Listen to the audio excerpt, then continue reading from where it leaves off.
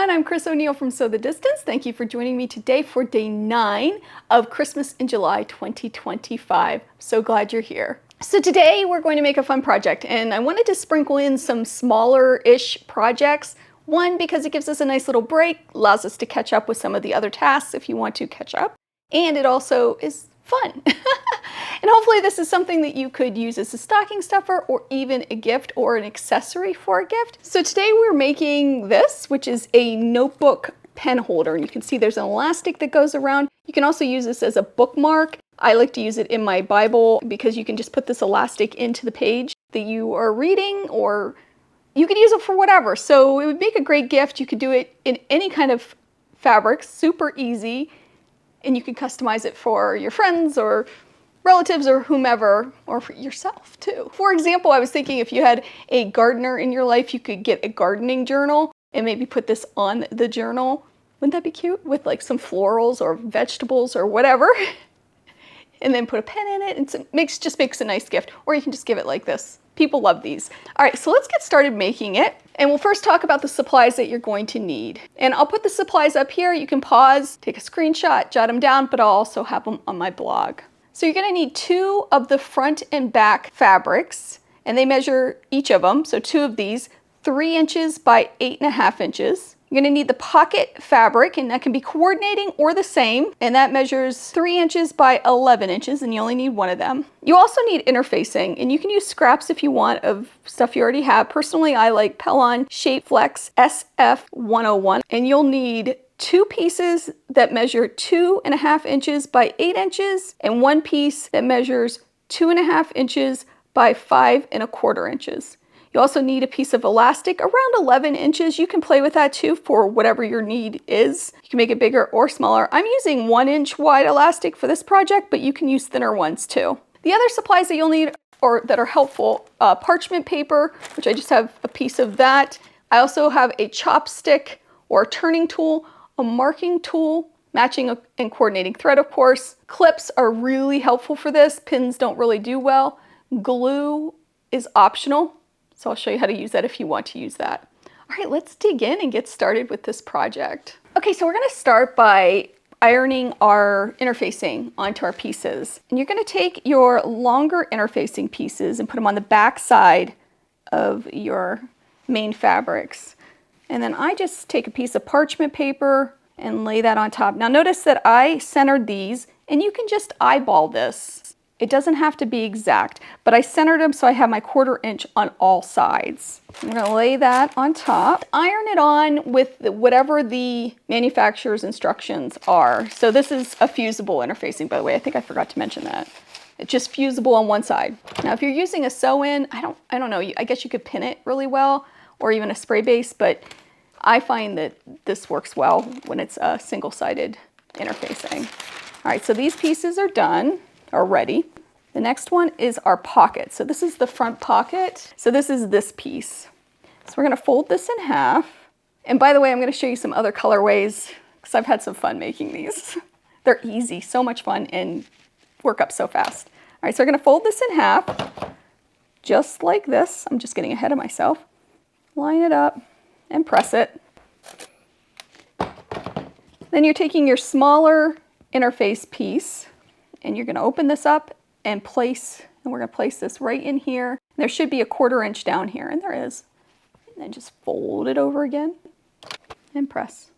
And that's just gonna give us some body on this project. All right, that's finished. Well, sort of. Now you can stitch right along the top edge if you want. It makes it a nice little finished look to it. And I did that with this one. So you can kind of see it. I'll put a picture in here. I wasn't super straight, that's okay. This is just a fun project, and especially if it's your first one, just have some fun with this. It's very little supplies and they work up so fast. You'll be making these for everybody in your life. All right, now our next step is to take one of these pieces. It doesn't matter, they're both the same size. You're gonna put the interface side down, and then you're gonna layer this, which is our pocket, right on top like this. And we're gonna baste stitch that down to it. So you're just gonna use a big stitch just to hold it and I'm just going to baste on these sides. Okay, so that's basted, and I just went in about 1/8 of an inch on either side, and I used a really big stitch. Okay, now that that's secure, we're going to add our elastic. No, we're not. First we're going to measure in and get the halfway mark. You know, I just put this on here and eyeball it, but the right way would be to measure it and to make sure that you're in the center. Let's do it the right way. All right, so 3 inches, so it would be 1.5 inches. Let me put it on this side. Right there's my center, and I'll do it down here too. About right there. This is one of those pens that goes away, disappears with just air after a little bit. You don't have to really worry about that. Besides, it's going to be caught in our seam allowance anyway. Oh, this, we're going to measure this, which is a little over, well, I guess it is 1 inch. I'm going to mark that too. At the halfway mark. Let's do that. And I'm just using a chalk thingy. Okay. That's the right way to do it. If your elastic has a right or wrong side, you'll want to make sure that you put the right side down. So you're going to take this and just line it up for that center mark. And I put a clip here, and this is a little longer, which is what you want. It's actually a lot longer. So you're going to just fold it just like when we made mask, if you ever did that. If not, it's just a little bubble in the middle. And then I like to just baste it down so it stays put, again, within like 1/8 of an inch, just to hold it in place. Okay, so they're basted down, and I'm just going to fold this in a little bit. I tried putting it into this pocket, but then it got real bubbly, so I decided not to do that. You could probably use a mini clip. Do that too. Just you want to keep it out of the way when you sew the next piece on. That might make it too bulky. Yeah, I'm not doing that. We just know. You could maybe use a pin, but I'm good. So the next step is to take the back piece, or what's going to be the back piece, and lay it right sides together on top. And this is where the clips really come in handy. Okay, so we're just going to take our clips and clip all the way around. Now, oh, first I want to mark where I'm going to leave my opening because I'll forget. So I want to make sure it's down here in the pocket area, so right in this section. I'm just going to, I don't know, put a mark like that size. So I'm going to start sewing here, back stitch, go all the way around, and stop sewing here and back stitch after I get it clipped. You don't want to get too close to this corner here. I'm going to move that in a little bit. But you do want to be in that pocket area. I am going to go to the machine, and I'm just going to stitch a 1/4 inch all the way around. Again, back stitching at the start and stop point, and then that'll be our turning spot. It is all sewn. I like to give it just a quick press. You can use parchment paper. Probably a smart idea to use parchment paper, but we're good. All right. Next, I'm going to trim my points, or trim my corners actually. And I'm just going to cut like that. And then I like to go in at an angle. Don't cut those stitch lines, but you can cut the basting stitches because you don't need them anymore. That was probably not the smartest move to cut them right over that. Cut them over the trash can. Don't do what I do. All right, now we turn it. And if you want to, you can turn it before you clip them and then turn it back around, but this is such a quick project that I wouldn't, if you make a mistake, it's really not a huge deal. So I'm gonna reach in here and just turn it. All right. And I'll use my point turner. You can use like a chopstick, or even a mechanical pencil works well if you leave the lead in, because it's a blunt enough edge. And you just work around this. I like this thing. It's, I think, from Clover. I got it at a quilt shop, and I really do like it. I'll show you why in a minute here. I'll try to find it online and put a link in the description. All right, what I like is that it has this thing, so you can go in and really push out all the seams. Just kind of work it in there. All right, look what I did. I poke through. That happens. So the way to fix that, it's kind of like a happy accident. We're gonna turn it back around. All right, it ain't pretty because of all the fraying, but all I'm gonna do, and I can see exactly where I did, I'm just gonna stitch right, let's see, right in here, make a new one. Not a big deal. It's not a big deal. All right, now we flip it right around again. Here it is. Give it a good press. Get it nice and flat. You're going to turn in these ends where you had it open.